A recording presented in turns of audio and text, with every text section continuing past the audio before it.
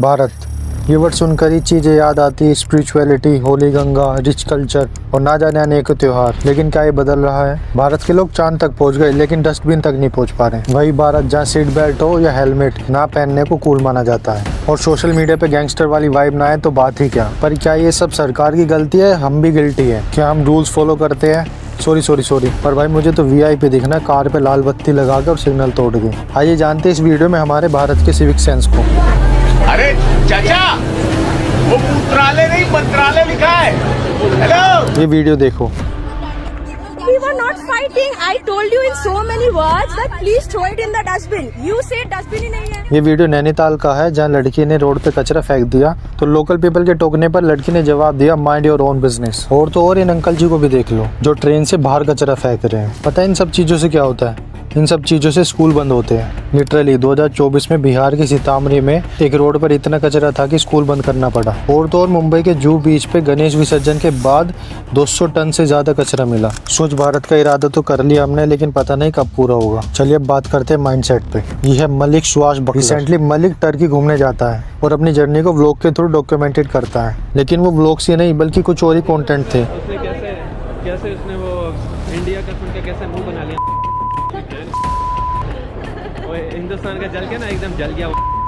जैसे वहाँ के लोगों को गाली देना और सेक्सुअल रिमार्क्स पास करना। मलिक टर्की की एक मार्केट में जाता है और वहाँ इंडियन फ्लैग मांगता है और जब उस शॉपकीपर के पास इंडियन फ्लैग नहीं मिलता तो उसको गंदी गंदी गालियाँ देता है। और ये सिर्फ एक वीडियो नहीं बल्कि ऐसी काफ़ी वीडियोज़ हैं इन भाई साहब के चैनल पे जिसमें ये सेम भाषा का यूज़ कर रहे हैं। लेकिन मलिक अकेला नहीं है जो दूसरे देश में जाकर ऐसा बिहेव करता है। इन भाई साहब से मिलो। अमित जारियाल। कुछ दिन पहले एक कोरियन ब्लॉगर हांगकांग में लाइव स्ट्रीम कर रही थी। अमित आया और उसने क्या किया ये वीडियो देखिए।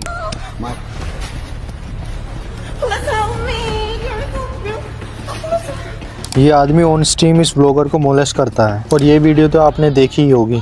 मुंबई में एक फॉरेन ब्लॉगर्स को लिटरली 2 लड़के फोर्स करते हैं अपने साथ जाने के लिए, इवन हाथ तक पकड़ लेते हैं। अब ये वीडियो देखो और इस इंसान की बात सुनो। इसकी माँ की उम्र की है ये सब और ये क्या बोल रहा है सुनो जरा। 150 रुपये मिल रही है आप सबको। ये 150 रुपये में, ये 150 की, ये 200 की, ये 500 रुपये की है, ये 300 रुपये की है। ये है हमारा सिविक सेंस, ये है हमारी हॉस्पिटैलिटी। अब बात करते हैं कि क्या ये एजुकेशन पढ़ानी चाहिए, क्योंकि हमने कभी पढ़ा ही नहीं इसके बारे में।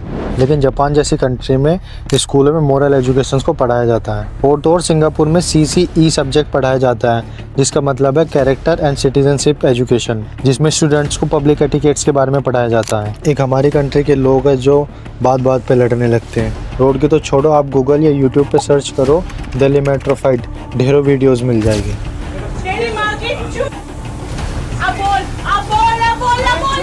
अब बात रोड की हो रही है तो रोड पे रुकते हैं। जरा ये वीडियो देखो। इस भाई ने ये कार शायद इसीलिए ली होगी, लेकिन अगर यही चीज हमारे किसी फैमिली मेंबर के साथ होगी तो हमें कैसा लगेगा? सिर्फ 2 मिनट की रील के चक्कर में किसी की लाइफ दाव पे लगा रहे हैं लोग। चलो लाइफ नहीं तो किसी की डिसरेस्पेक्ट कर रहे हैं। और सोशल मीडिया पे इस अकाउंट की रीच देखिए। लोग भी तो फॉलो करने वाले बहुत है जिनको इन चीजों से मजा आता है। जैसे इन भैया का कमेंट, इंडिया में हर साल 1.5 लाख से ज्यादा लोग रोड एक्सीडेंट में मारे जाते हैं। 2022 का डेटा तो ये कहता है कि 50,000 से ज्यादा मौतें हेलमेट ना पहनने की वजह से हुई है। इसमें रोंग साइड चलने वालों का भी नंबर बहुत हाई है। सिर्फ पुलिस को देखकर हेलमेट पहना जाता है और हमारे इंडिया में तो हेलमेट पहनने का मतलब है कि चालान बचाना सिर्फ। अब बात करते हैं जिसमें इंडिया नंबर 1 है थूकने में।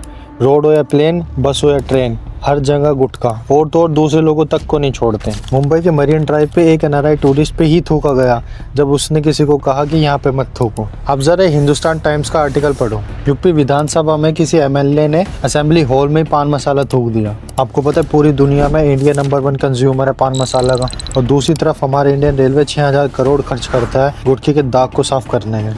अब बात करते हैं पब्लिक टॉयलेट्स की। आपने लाइफ में कभी न कभी मुंह पे हाथ रखा होगा जब आप पब्लिक टॉयलेट्स के बाहर से गुजरते हैं। Ministry of housing and urban affairs की 2019 की रिपोर्ट ये कहती है कि 55% ऑफ पब्लिक टॉयलेट वर इधर कम्प्लीटली अनयूजेबल और एक्सट्रीमली डर्टी। लेकिन लोगों को इससे ये समझ आया कि जहाँ मन किया वहाँ मूत दिया। लोगों ने ये सोच रखा है कि ये देश और देश में होने वाली हर चीज मेरे बाप की है। जैसे ये भाई साहब अपने घर के पास ट्रेन की चैन खींच के उतर जाते हैं। ट्रेन तोड़ना हो या बस में आग लगाना, ये तो कॉमन है इस देश में।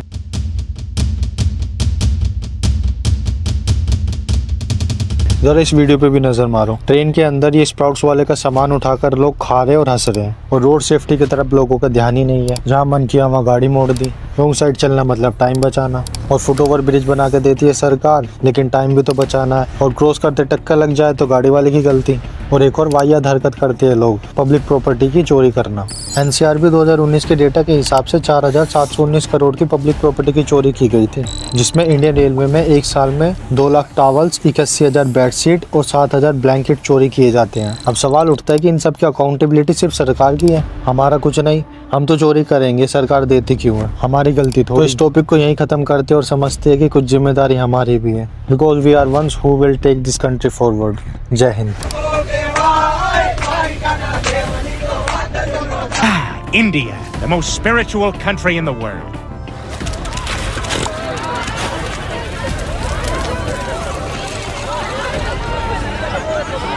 God is not here.